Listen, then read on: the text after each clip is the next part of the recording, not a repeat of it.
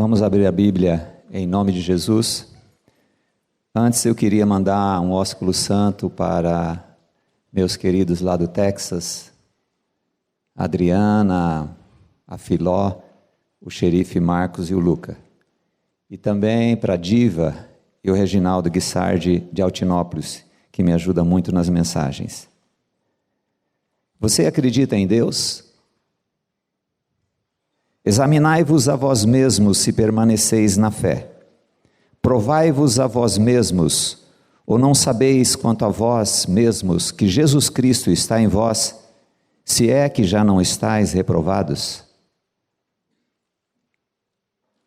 Esta mensagem surgiu dentro de um camburão, numa patrulha, no Texas.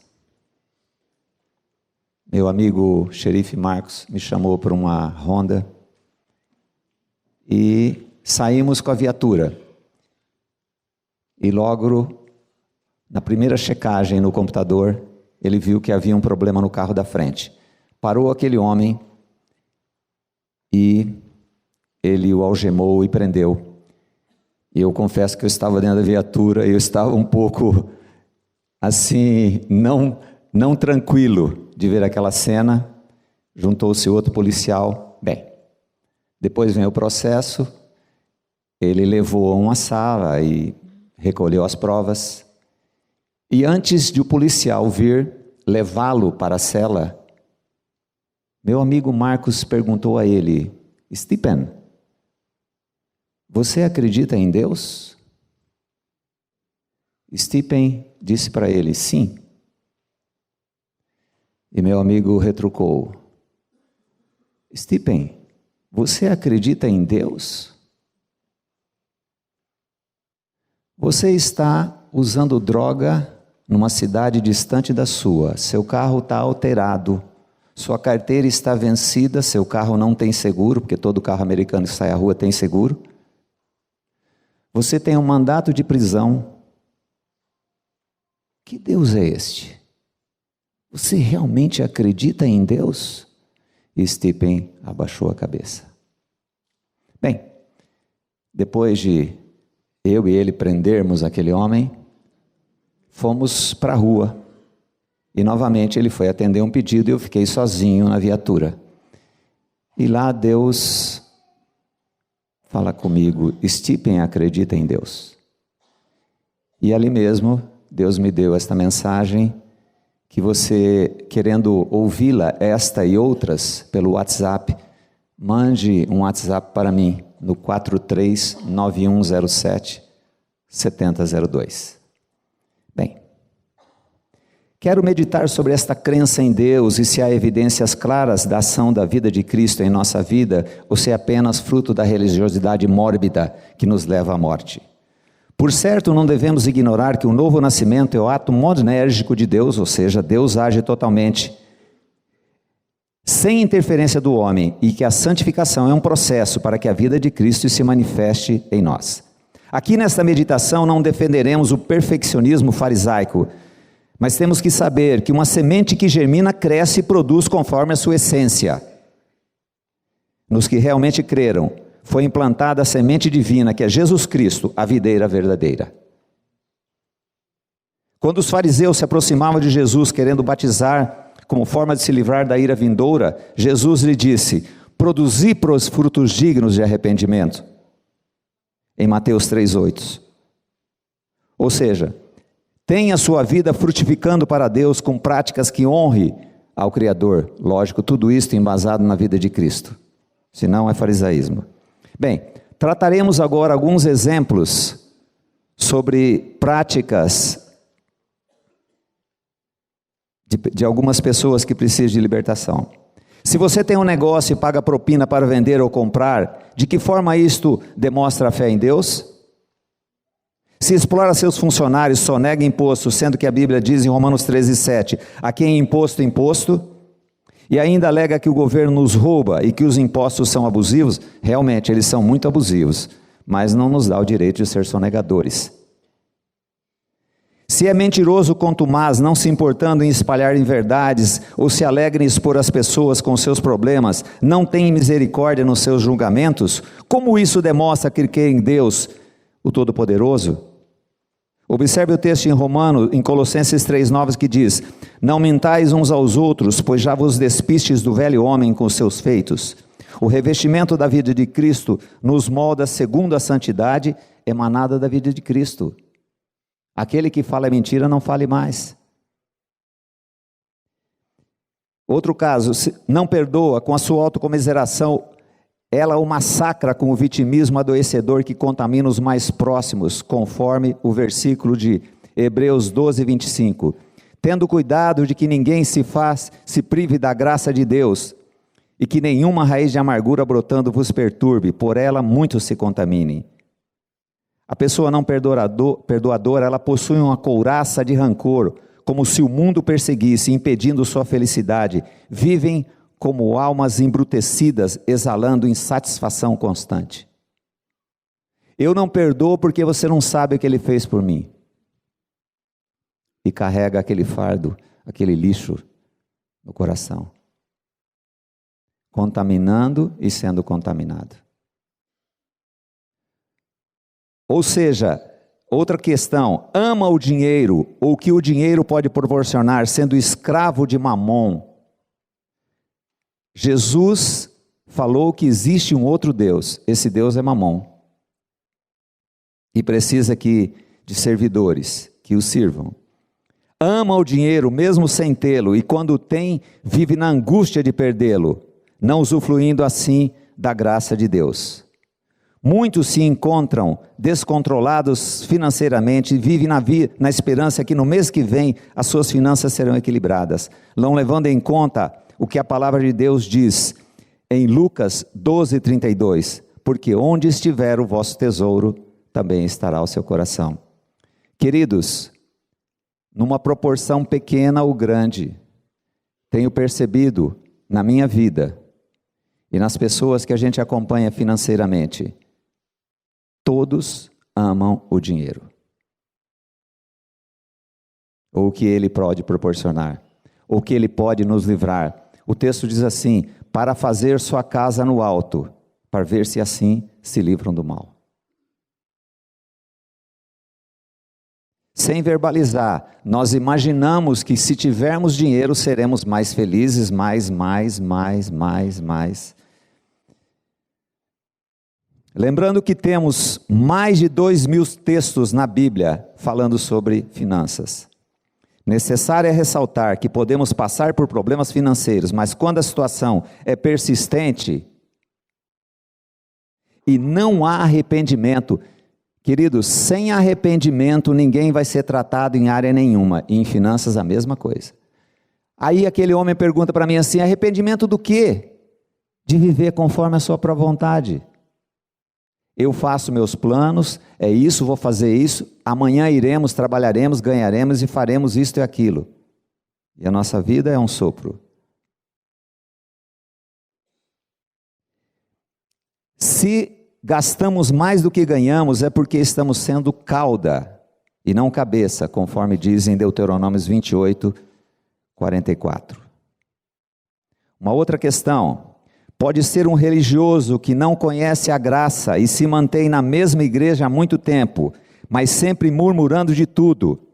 Ou então, já fez uma peregrinação por várias comunidades e não encontrou a igreja certa, porque às vezes ela é a pessoa errada. Não vai encontrar a igreja certa nunca.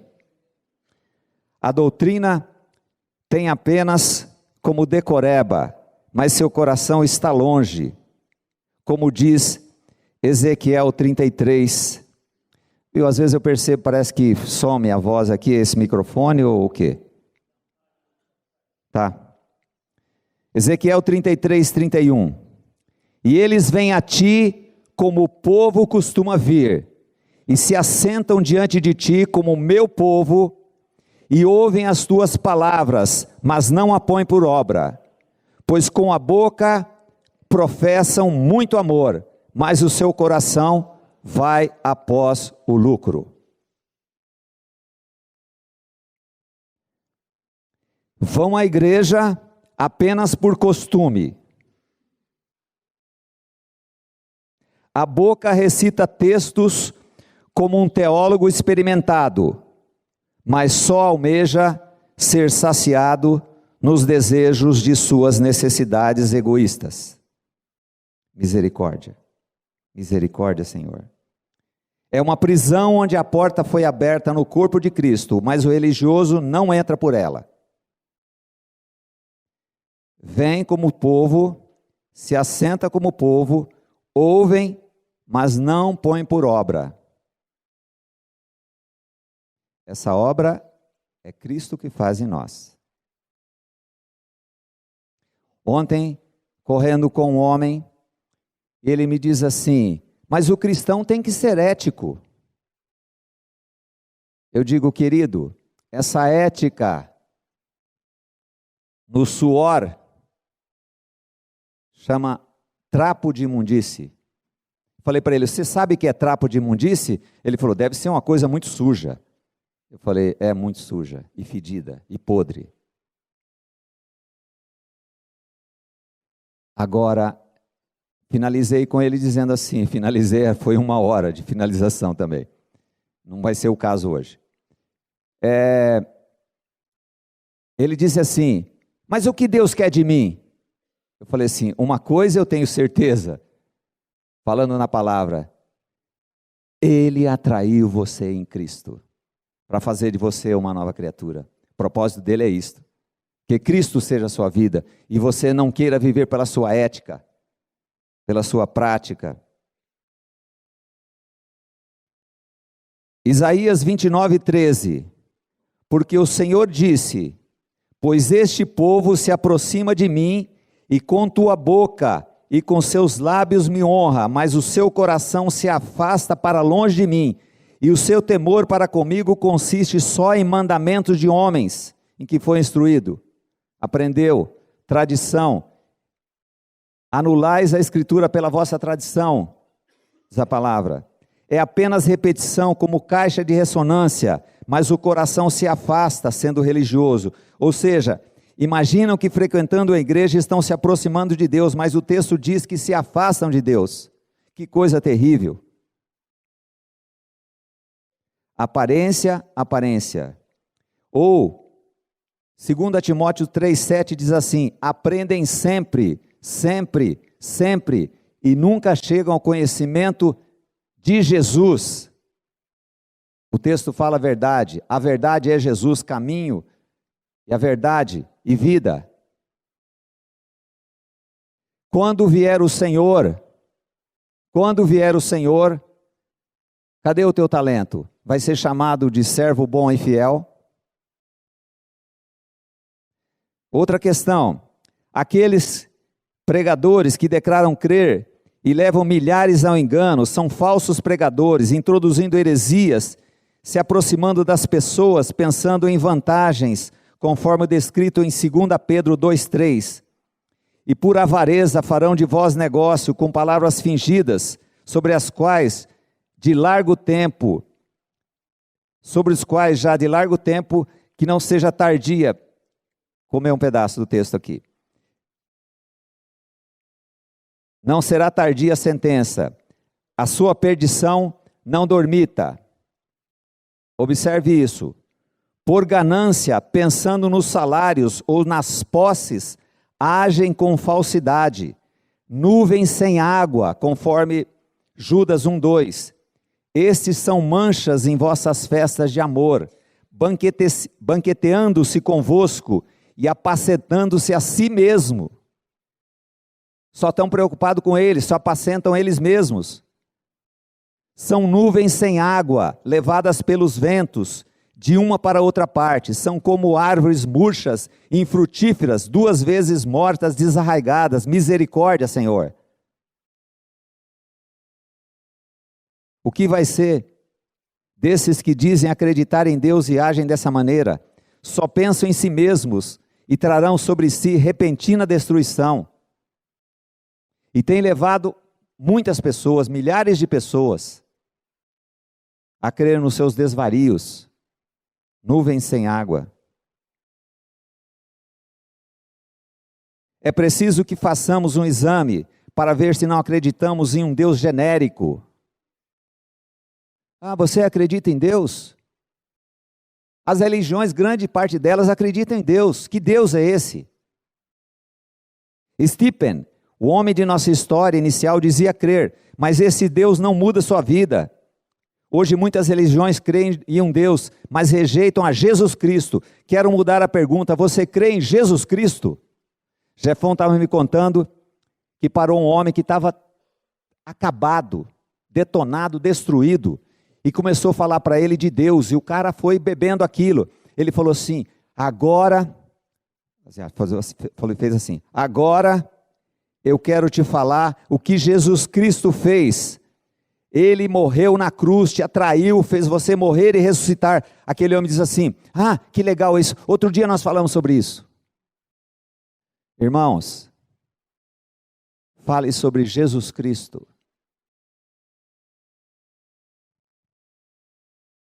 Agora nós vamos examinar cada área daquela que nós tratamos, à luz da palavra de Deus, a despeito que nós estamos desde o começo nela. Primeiro ponto, os negociantes. Ao possuir um negócio, seremos honestos com o que teremos que pagar, pois a palavra de Deus relata em Romanos 13:7. Portanto, dai a cada um o que deveis, a quem tributo, tributo, a quem imposto, imposto, a quem temor, temor, a quem honra, honra. Quantos aos empregados não serão tratados com desprezos e sim com misericórdia? Não usurparemos seus direitos, mas seremos cordatos e justos, e desta forma haverá o testemunho da graça de Jesus Cristo, de acordo com Colossenses 4:1, que diz: vós, senhores, fazei o que for de justiça e equidade a vossos servos, sabendo que também tendes um Senhor no céu. Nós não tratamos eles bem, porque eles vão ser bons funcionários se a gente tratá-los bem, mas porque é para a glória de Deus. Se nós estamos ali, é porque o Senhor nos colocou ali.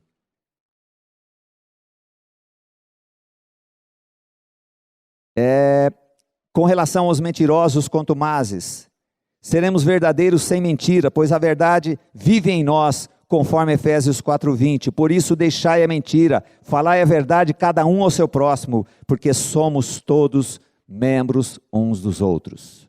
Eu sei que é difícil quando a mulher põe uma roupa e vai numa festa de casamento que ela espera muito tempo, e você vê que ela não está muito bonita lá, aquelas coisas, apesar dela ser linda, mas aquele dia, não sei o que aconteceu, e ela pergunta assim: estou bonita?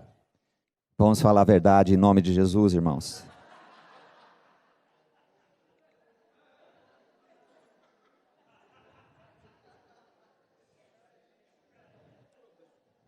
Chega.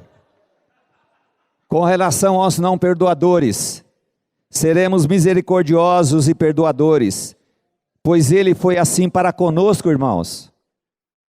Nós todos que cremos em Jesus Cristo, nós somos frutos da misericórdia do Pai, porque olhando para nós, misericórdia. Antes, 4:32 de Efésios, antes sede uns para com os outros benignos, misericordiosos, perdoando-vos uns aos outros, como também Deus nos perdoou em Cristo Jesus. É passível de alguém no braço fazer isto? Mas nós temos a vida de Cristo, que nos foi dada inteiramente de graça. Isso o religioso nunca vai ter. Com relação ao dinheiro, o Senhor nos livrará da dependência de Mamon, e o dinheiro será nosso servo, e não terá senhorio sobre nossas vidas, e tudo o que tivermos será usado para a glória do Pai. E poderemos declarar como Paulo em Hebreus 13:5, sejam os vossos costumes sem avareza, contentando-vos com o que tendes, porque ele disse, não te deixarei e não te desampararei. Se não tem, quer ter. Se tem, tem medo de perder. Subserviência. Agora, contentar com o que tem é uma obra da graça. Um dos primeiros conselhos que eu dou a quem está quebrado, nome sujo, fala assim: agradeça. Geralmente a pessoa olha, não sabe o que eu faço. Agradeça. Como? Agradeça. Porque Deus precisa nos levar em vales escuros para mostrar a sua graça e mostrar que nós não podemos nada. Porque a avareza é idolatria, diz a palavra de Deus. Idolatria, idolatra. Um dia, um sábado de manhã lindo, peguei o melhor veículo que eu tenho, maravilhoso, e saí pelas ruas. Estava me sentindo um pavão. E falei, muito obrigado, Senhor, por este carro maravilhoso que eu tenho. Aí Deus me diz assim, foi maravilhoso quando o Eric falou aquilo. E Deus tocou o meu coração e falou, querido, essa Kombi velha não é maravilhosa, eu sou maravilhoso na sua vida. Eu falei, ô Senhor, misericórdia. Ele é maravilhoso, Ele é maravilhoso. Uma Kombi 63.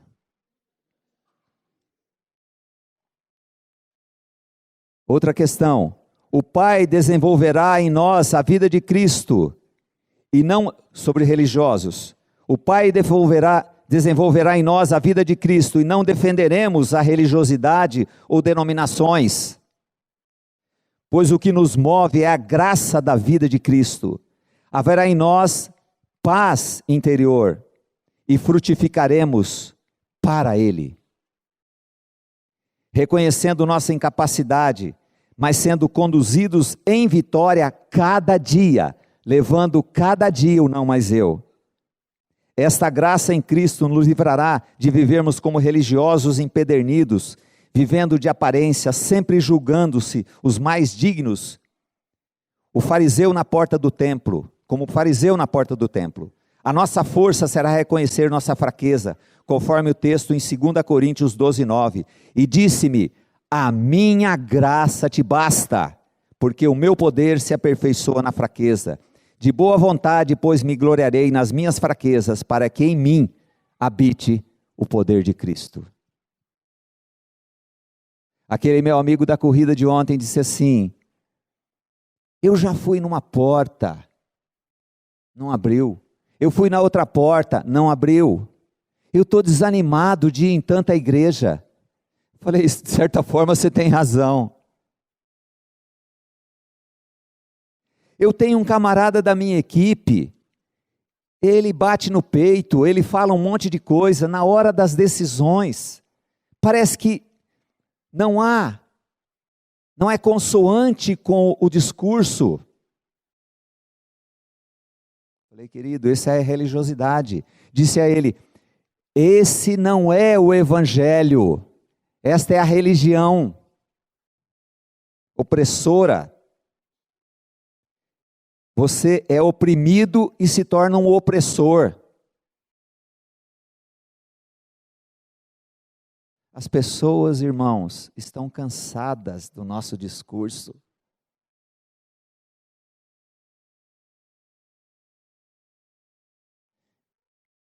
Acho que Swindoll disse, onde é o teu púlpito? O teu púlpito é atrás de uma mesa cortando couro. O teu púlpito é atrás de um fogão. O teu púlpito é atrás de um aparelho tatuando. O teu púlpito é cavando valeta. O teu púlpito é quando a tua filha tem câncer.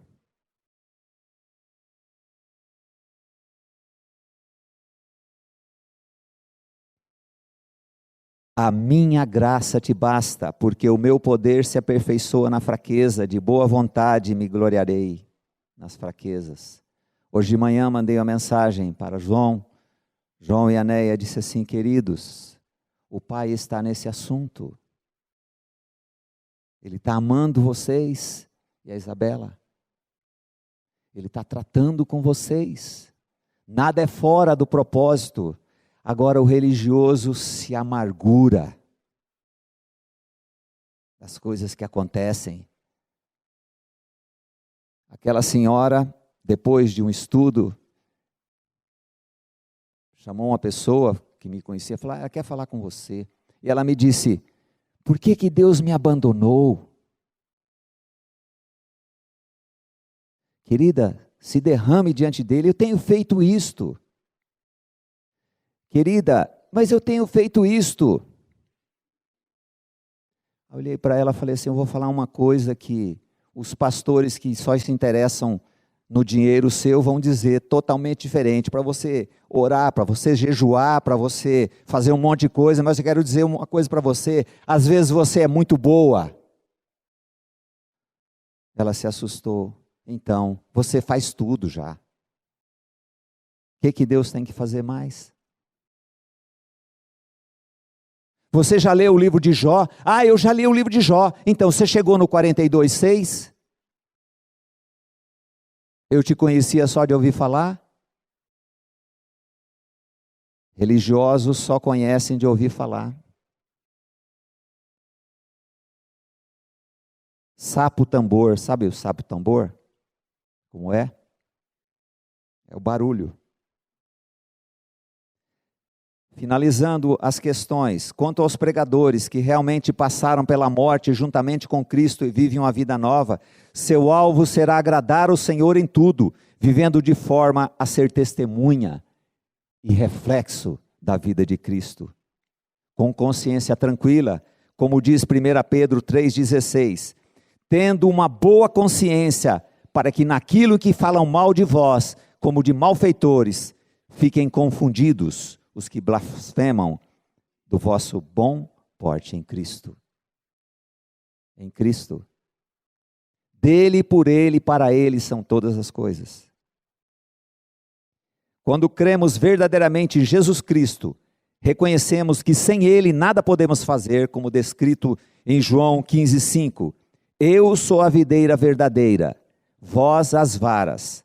Quem está em mim e eu nele, esse dá muito fruto, porque sem mim nada podeis fazer. E os frutos serão o quê? Vidas tocadas pela vida em nós. Essa vida em nós toca as pessoas. E não precisa palavrório. Como eu disse antes, as pessoas estão cansadas de palavrório. Estão cansadas de explicações. Elas precisam de revelação. Senhor, usa a minha vida nesse dia e revela através de mim a sua vida. E a vida vai se manifestar. O bom perfume. Os trapos de imundícia também vão se manifestar. Como trouxemos a imagem do terreno, também traremos a imagem do celestial. O celestial é Cristo, o terreno é Adão. Então o bom perfume de Cristo vai encher o ambiente, vai encher aquela cozinha, vai encher aquele ateliê, vai encher aquele escritório.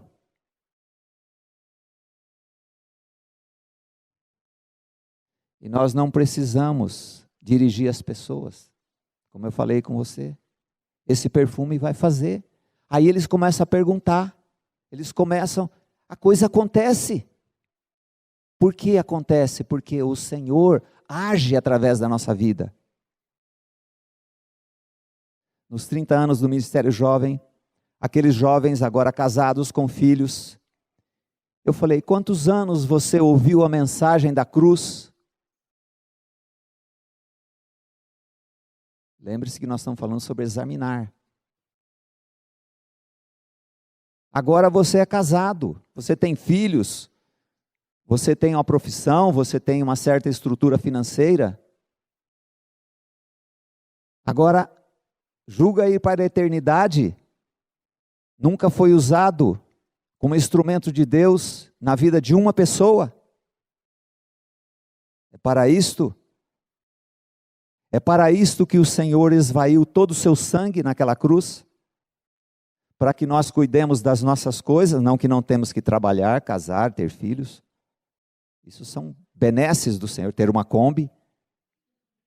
São benesses do Pai, para que em tudo isto o nome dele seja glorificado. O bom não é ter essas coisas, o bom é tê-lo em nós. Ele é o bom, Ele é o tudo. Eu quero viver nessa dependência, irmãos.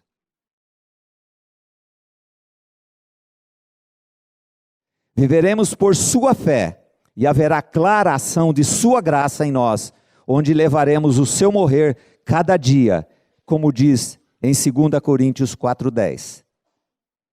Trazendo sempre por toda parte a mortificação do Senhor Jesus no nosso corpo, para que a vida de Jesus se manifeste também em nossos corpos. Vocês querem ler esse texto, né? Então vamos ler. Não deu tempo de ler os outros. Vamos lá. Trazendo sempre toda parte a mortificação do Senhor Jesus no nosso corpo, para que a vida de Jesus se manifeste também nos nossos corpos. Assim, poderemos dizer que verdadeiramente cremos em Jesus Cristo, pois as evidências haverão, serão reflexos em nossas vidas. Que Deus nos abençoe cada dia mais, com esse não mais eu, mas Cristo. Se você quiser receber então esta mensagem e outros em áudios curtos de 5 minutos, mande um WhatsApp para mim, 43-9107-7002. Queridos, graça e paz.